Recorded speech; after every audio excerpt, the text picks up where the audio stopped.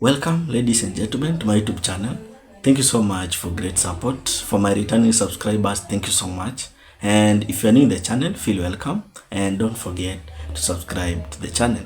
Thank you so much for that subscription. So now, Kenyans, I want us to talk about this thing happening on the side of Kindiki. Because for now, Kindiki is facing a lot of allegations. And this kind of allegations were the one is the corruption allegation. So now, Kindiki has a lot of burden of allegation facing him. Because now Kindiki anasemekana that where he goes, lazima atoe certain amount of money. And this money, si ati money kidogo, it is not a few amount of money. It is a lot of money. Around 10 million, 15 million, 9 million and above. So you can clearly see this government, even if they are saying that, oh, they don't have money, they don't have this and this, that is a lie. Because this amount of money zenye Kindiki huwa anatoa in every meeting anaenda, in every mkutano anaenda, you can clearly see that all this amount of money, where does he always get this money? So that's the big question, because now the leaders are coming out to tell Kindiki that this thing you are doing now, it is a corrupt evidence activity. Because you can clearly see that the day when he was in Naivasha, he talked a lot of empowerment. But by the end of the day, he came out with 10 million, giving people 1,000 shillings. You can clearly see 500 shillings. So you can clearly see that now the thing that Kindiki is talking about is different from the thing he is doing on the ground. Because he's talking of empowerment, but on the ground, he's giving out a handout, small handout here and there. So now you can clearly see that now Kindiki, it is he is in a big trouble, because this trouble hata imaliza kwa sasa. So for now, the leaders like MP from Naivasha, Jane Kihara, and the General Kioni is coming out to say that Kindiki now, it is a corrupt person and it is a president of corruption. So now you can clearly see that now, even if Kindiki atajificha kunyamaza nini, it means that now Kindiki is evidently shown that Kindiki, he is a corrupt leader, and now leaders are now facing him clearly. Because the thing that Kindiki anongelelea, it's different.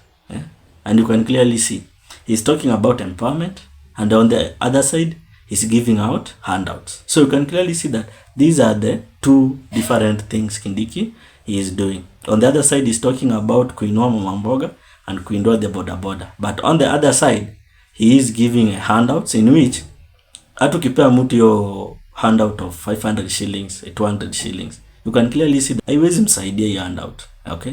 Haiwezi. That's mean what Kindiki is doing now, it is a total a corruption thing. Because kushinda ukama out atuna give out handout. So tengeneze kitu yenye per day itakuwa inaleta a daily bread to that person needing it, and it will be a lifetime thing. So ukipea mtu 200, it is a lifetime thing. It is not a lifetime thing.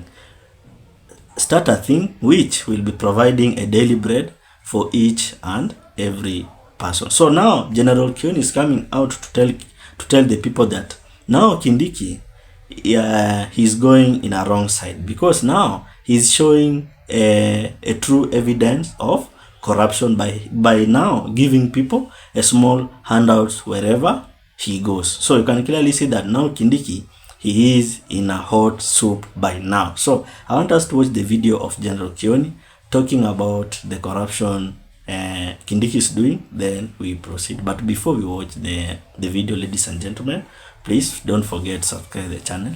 If you subscribe the channel, you automatically support the channel. Otherwise, thank you so much for that subscription. Let's watch the video, then we proceed. Unasikia vile sasa wamekuja na style nyingine ya Kindiki. Ati anasanya watu pamoja, wanasema wametoa pesa kwa mfuko. You know, conman. They are back to conning. Sasa wametoka kwa kanisa, wamekuja kwa hiyo. Where are they getting this money daily?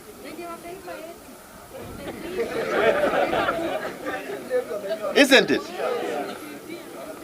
Najua huyu kijana ameongea. Hebu kuja huyu. Ama unasahau, unafikiri nilisahau? Sio ndio amesema amesoma. Na ni kijana orphan. Sasa huyu unaweza danganya? Unaweza danganya yeye? He knows what he wants. He knows he understands his problems. Na wale wote ambao wamekuwa IBC ni kweli tumepatiwa commissioners.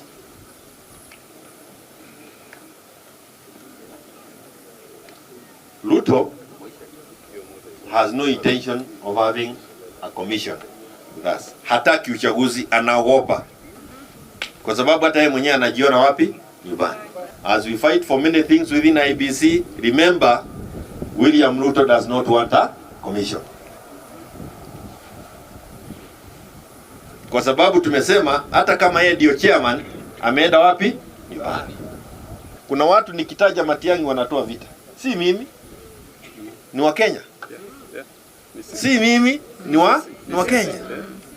When Kenyans themselves are saying in one voice that their president is Matiang'i, then I again know we have a country.